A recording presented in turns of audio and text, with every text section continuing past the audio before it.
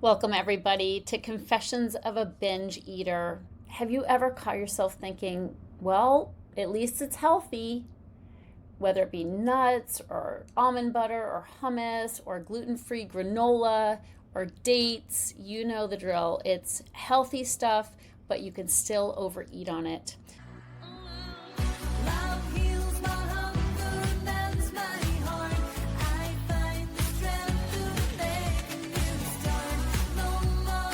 So I want to dig into this with you because this is something I personally experienced and it didn't end well. So welcome, glad you're here. If you tell yourself in the middle of a binge on healthy things, like you rationalize by saying, this is fine, it's better than cookies. Well, that's true. But I want to talk about this today because I've been there, I've done this, and I know so many emotional eaters that do it too. All right. And it's an obvious thing to do. You're like, hey, it could be worse. And that's good, positive thinking. But is binging on healthy foods actually okay? So the short answer, I'm going to say this gently with compassion, is no. Binging on healthy foods is not okay. Not because the food is bad, but because the binge itself keeps the cycle alive. And I don't know about you, but when you start binging and you're binging on healthy foods, it can easily devolve into unhealthier choices.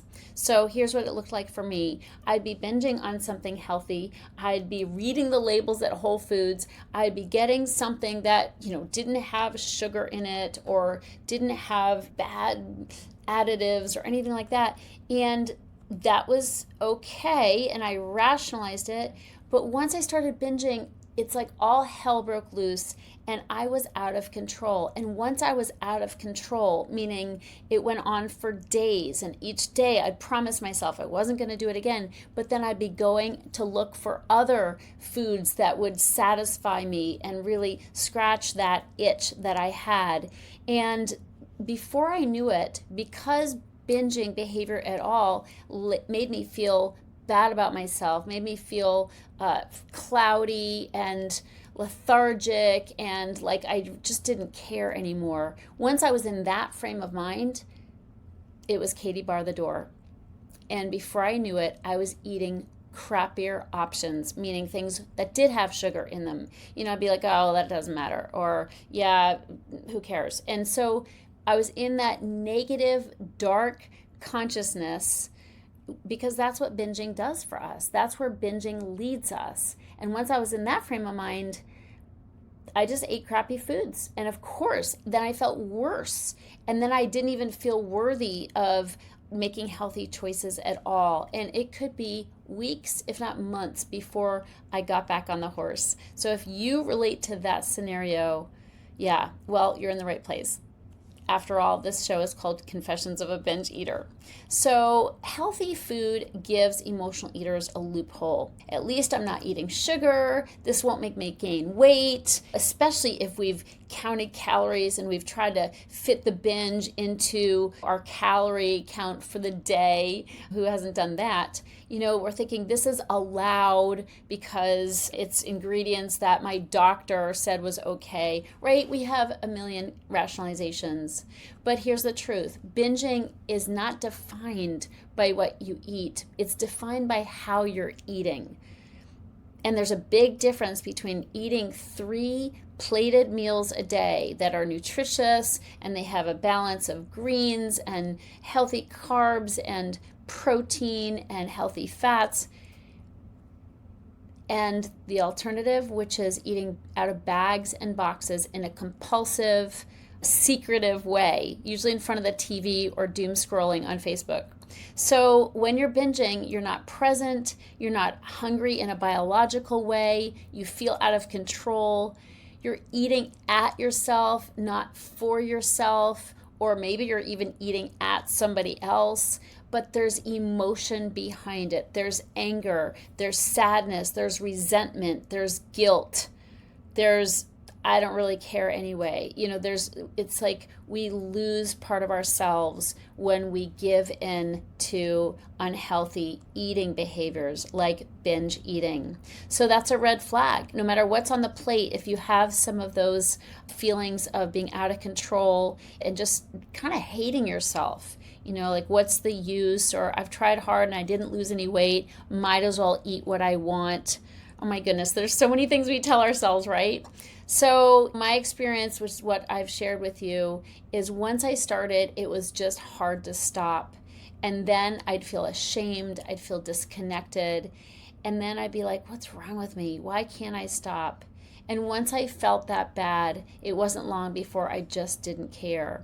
And that's where the sugar came in. That's where the ultra-processed carbs came back.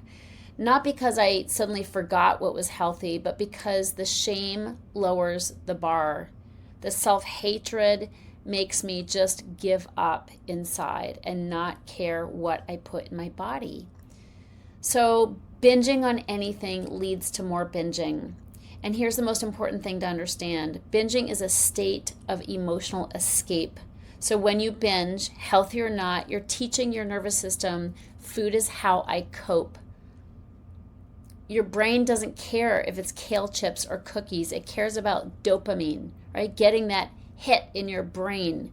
It cares about numbing, feeling nothing in your body, feeling no feelings, just being numb. And that's in part why we eat, right? That escape. Distraction from anything that's going on in life that feels hard or too much to handle.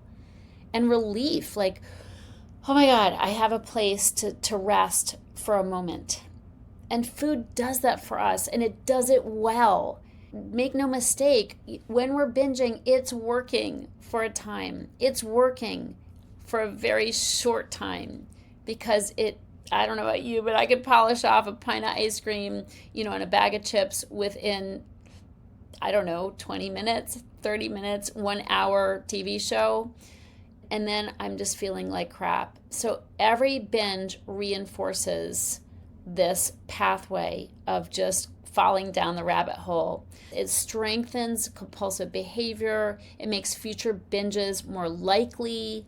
It reduces your ability to sit with your feelings. And I think that's the most important thing, is that you become absolutely incapable of feeling because you're just in that quick reaction mode of feeling uncomfortable and looking for something to eat. And we've been in that mode forever, right? Until we have a healing solution, we're in that mode all the time. I'm teaching my clients on a daily basis how to be with uncomfortable feelings because you can acclimate to uncomfortable feelings, but you literally have to learn that.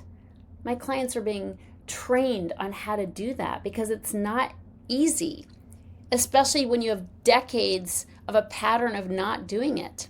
So every time you binge, you're reinforcing, I can't be with myself. I can't be with these feelings. And if you haven't noticed, binging doesn't resolve feelings. It postpones them and they come back louder later.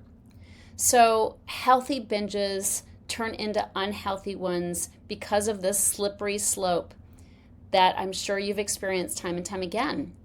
Like thoughts come around, you're eating healthy foods and then it's like, well, I already blew it, might as well keep going. Or, see, I have no control, what's it matter anyway?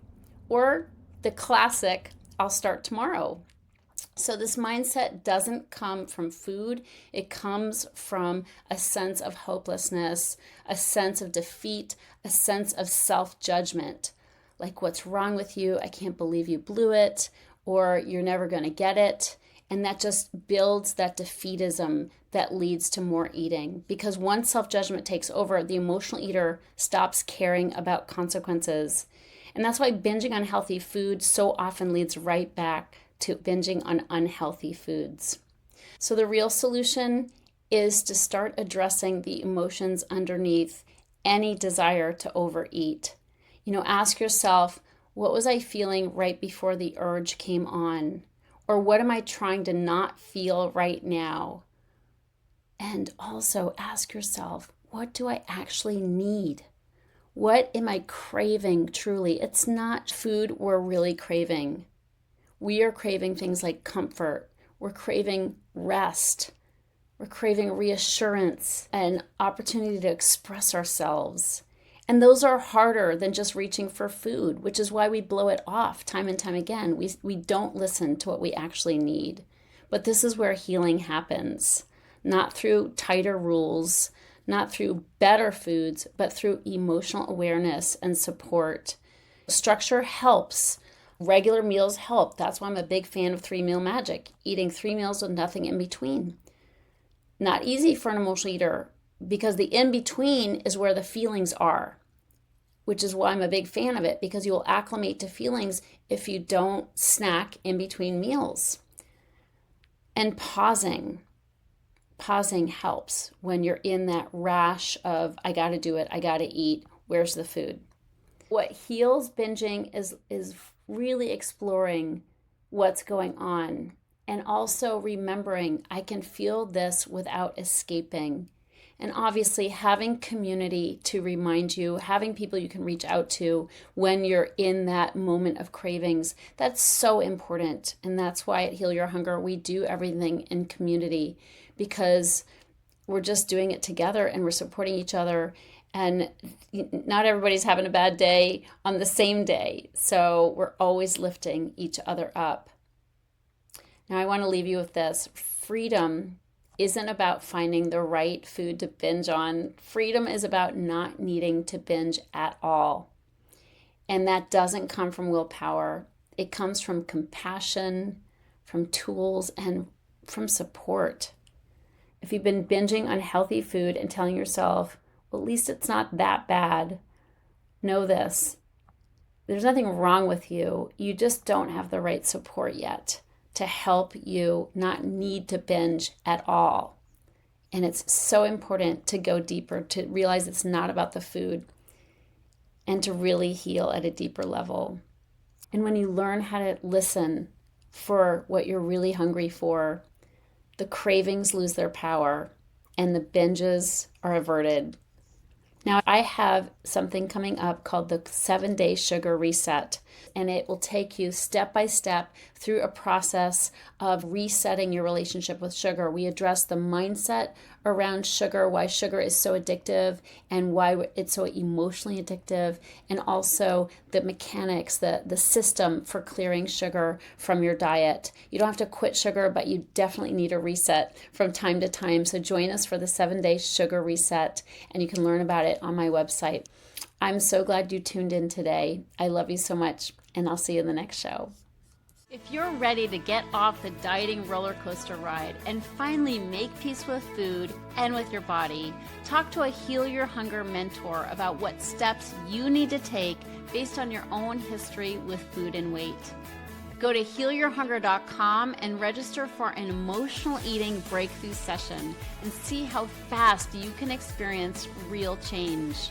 It's a complimentary evaluation, but there are limited spots available. So go to healyourhunger.com and register to speak with a mentor today.